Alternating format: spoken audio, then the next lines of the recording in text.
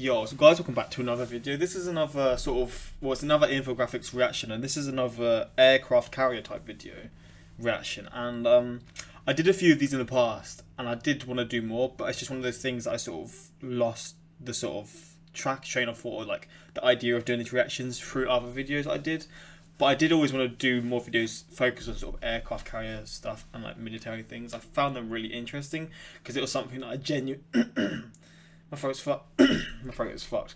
Genuinely, like, had no real idea on like how it worked and like the sort of in-depth details of them. But yeah, I'm here to do more basically. If you want more of these reactions, let me know what other videos like this you'd like to see. But the video is titled "What Would It Take to Sink USS Gerald R Ford aircraft carrier?" And yeah, man, let's just get into this. I'm not even going to talk too much. Let's just check this one out. Hopefully you guys are going to enjoy. Gonna like that video before I watch it. Just, you know how it is. I like to like the video first. You could do the same. I'd appreciate it. Nah. But yeah, quick shout out to my Instagram and my Twitter. Links in the description for those. Same for my second channel. Links are all there for those interested in following them. And yeah, man, let's just get into this one and check this video out. Gerald Ford is the world's largest and most advanced aircraft carrier. A groundbreaking ship the likes of which has never been seen in human history. Over 1,000 feet in length and displacing... I just want to see it in person quickly. USS Gerald.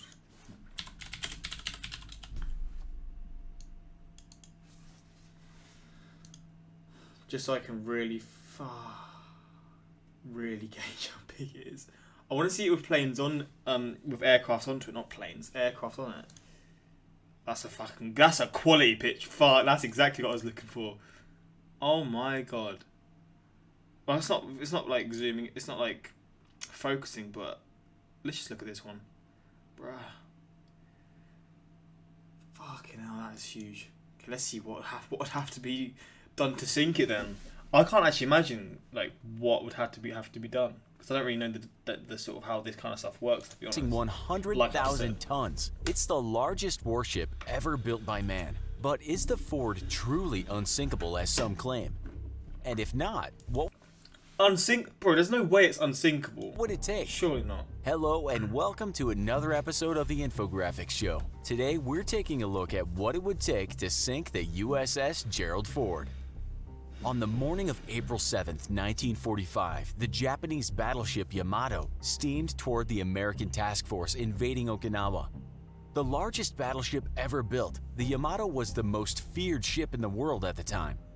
With 18-inch guns that could launch shells over 26 miles away, Japan had spared no expense in its construction, outfitting it with 9 18-inch 45 caliber guns, largest caliber of naval artillery ever equipped on a warship. Each capable of firing high explosive and armor-piercing shells. The Yamato's second battery consisted of 6 155mm guns and 24 127mm guns, as well as 162 anti-aircraft guns for self-defense. Fucking hell. In short, the Yamato packed enough firepower to engage 2 or 3 American battleships at the same time. Yet once spotted by American recon aircraft on that April morning, its fate was sealed. By the time the day was done, the Yamato would fall victim to an American air attack of over 300 aircraft, of which the Americans would lose only 10. The USS Gerald Ford has drawn many comparisons from skeptical defense analysts to the Yamato. Battleships were powerful and feared weapons of war, and none more so than the Yamato. But they were already being made obsolete by the time the Yamato was in full operation. So too, these skeptics fear that the aircraft carrier is even now nearing obsolescence. And with a further 10 planned purchases and a $13 billion price tag, if they're right, the Ford and its sister ships could end up... Another 10 planned... What? Wait, did I hear that right? Purchases or... Ford and its sister... If their $13 billion price tag, if they're right, and a 10 planned purchases... obsolescence. And with a further 10 planned purchases and a $13 billion price tag, if they're right, the Ford and its sister ships could end up being a costly mistake for the United States. Oh wow. But why do people fear the aircraft carrier is nearly obsolete? The first answer to that question comes from the evolution of the long-range missile. In World War II, aircraft carriers reigned supreme due to their ability to project firepower far out of range of even the mightiest battleship's guns, rendering them all but obsolete. So too now do missiles threaten to outrange the aircraft carrier, with modern missiles boasting ranges of hundreds to thousands of miles while moving at hypersonic speeds.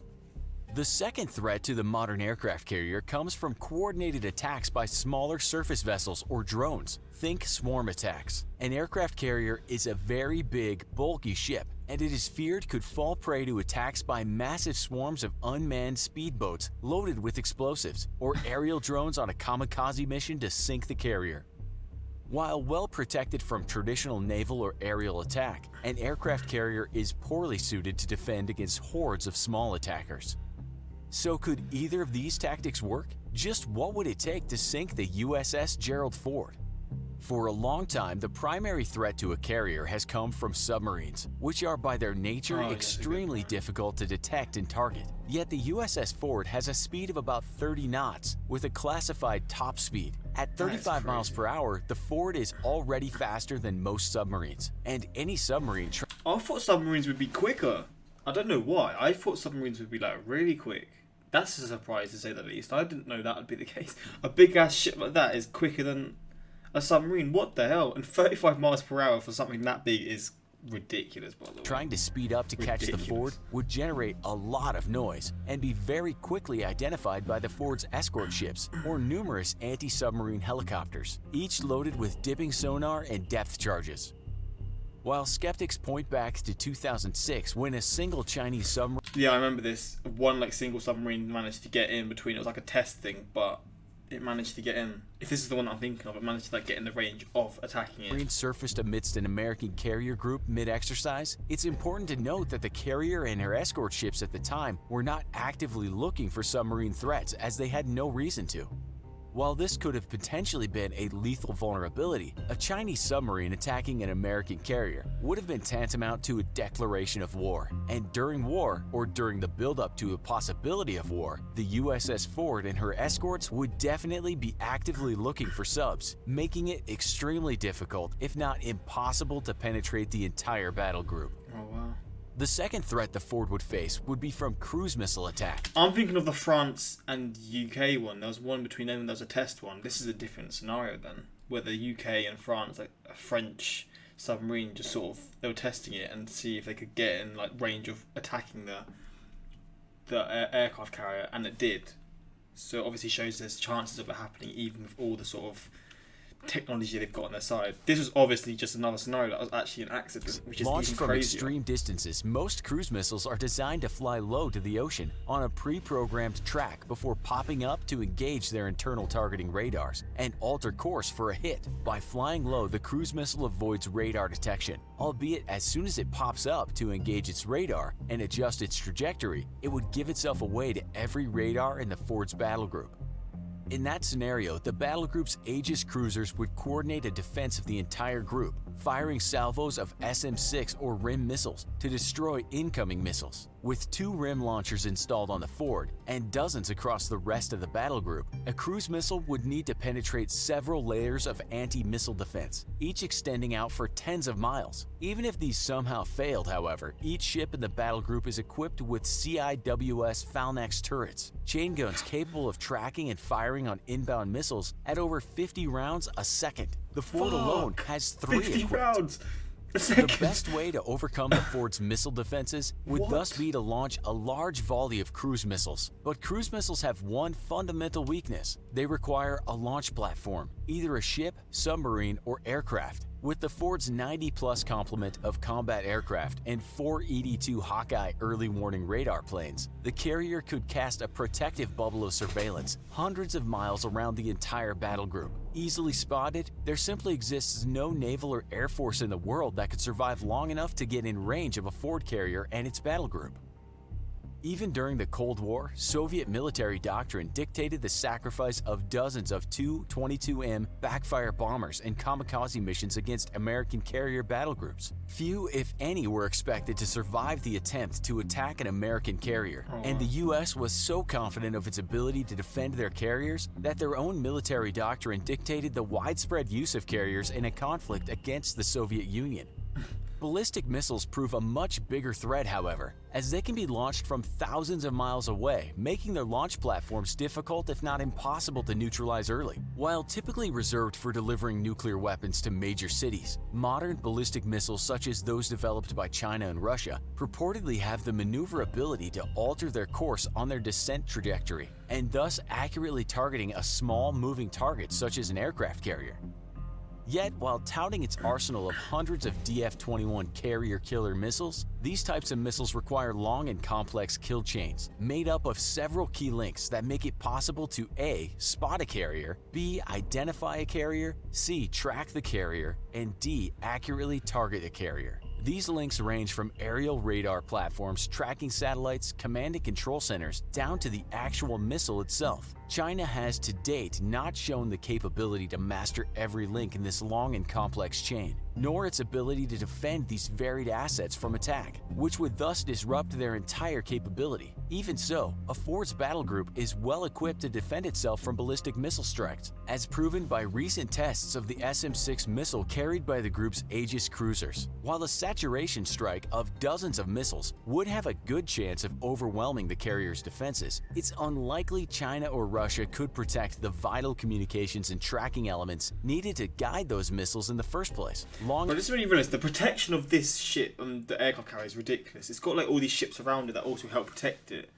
I swear it's got like it's got 3-4 ships that always like, are with it all like at all times. It's got like obviously the aircrafts, which will be in the air at certain points to help protect it as well.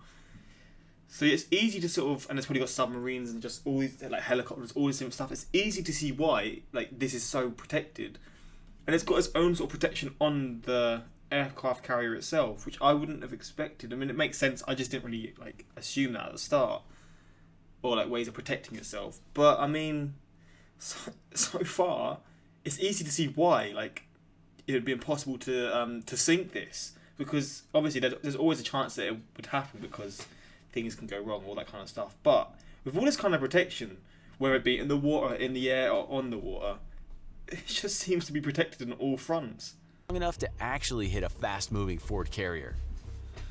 The last threat to the American Ford-class carriers comes from swarms of drones and speedboats laden with explosives, an emerging and very real threat. Both of these attacks would require a carrier to be operating extremely close to hostile shores, something which a Ford carrier would never do during wartime.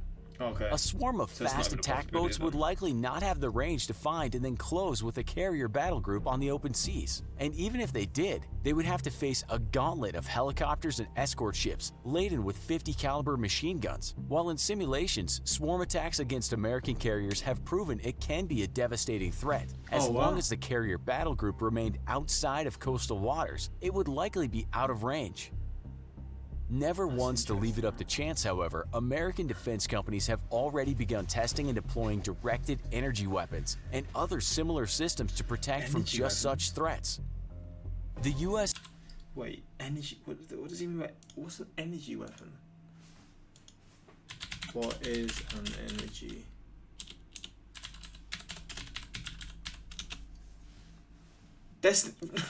Yeah, Destiny. Are you dumb? Is it like a ray gun? Directed energy weapon. A directed energy weapon is a ranged weapon that damages its target with a highly focused energy. So like a late... Oh shit. Bro, this is some Star Wars type stuff then. What the fuck? For strategic and tactical weapons, you can store energy on planes, boats. This is not what I'm looking for. Of reasons, but unless super sources of energy is invented, you may never be able to do it with handheld weapons. In theory, advances in battery technology eventually could make such weapons possible. Bro, how? I know this is random. How do lasers work? Wait, is this how you spell lasers? No, that's how you spell lasers.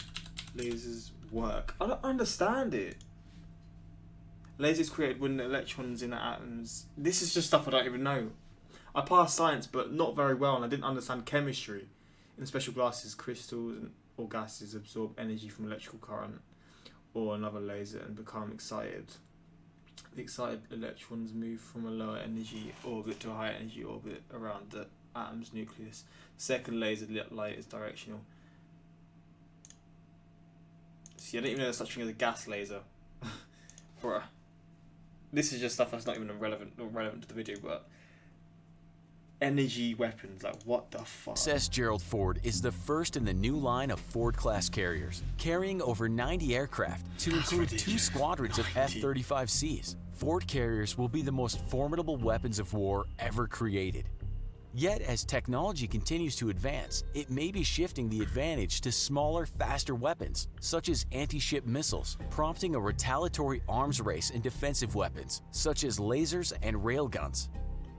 In the end, okay, I'm gonna look at that. What the hell is a only railgun? combat will prove if the Ford-class carriers will continue to dominate the seas for America and its allies, just as the Nimitz carriers did before them, or if the supercarrier has finally seen the end of its days. Do you agree with our analysis? How do you think this would all play out?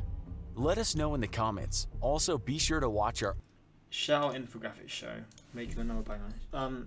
What's it called? Railgun.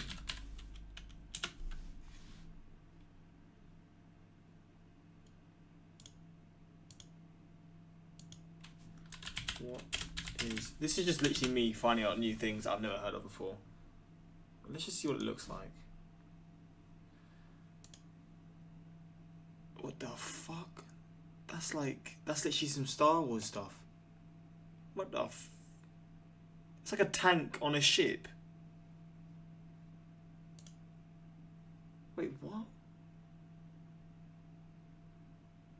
Bro, this stuff is so interesting to me. Real handheld railgun.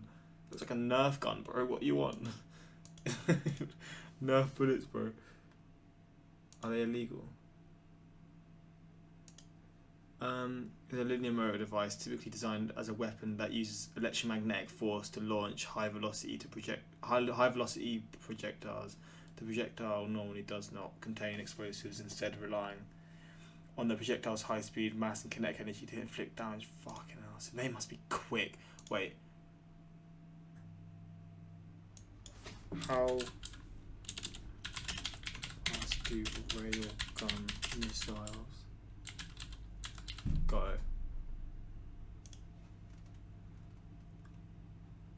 Typical military railgun designed to aim for muzzle velocities in the range of 2,000 to 3,500. Is that that's not miles per second. Meters per second. Miles per second, that'd be fucked. 4,500 to 7,800 miles per hour. Are you dumb? Oh my days.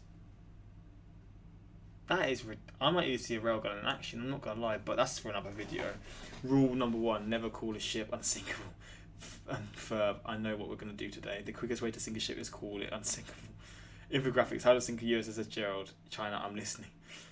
Yes, I too carry 162 anti-air guns on my person for self-defense. The Third World War will be like, well, NATO, you see, we have been watching the infographic show, so now you dead. Carrier, I'm unsinkable. Anti-ship missile. Allow me to introduce myself. My cousin's the torpedo, the cruise missile, and our distant cousin, the iceberg. Imagine it was the iceberg that done it. Titanic is typing. I watched Titanic the other day, and they literally say it's an unsinkable ship, and then like a few days later it sinks. It's relatable to say the least. Every ship is unsinkable until it sinks. Admiral Michael de Vruiter. So far, most unsinkable ships that have been made are sitting on the bottom of the ocean. Iceberg, hold my beer. Just imagine it was an iceberg. That'd be fucked. But yeah, hope you guys enjoyed this reaction. I love these kinds of things, and I love learning about these sort of videos. I don't know if there's still sort of the people there who want me to watch more of this stuff, but if there is, let me know more videos like this you want me to see so I can learn.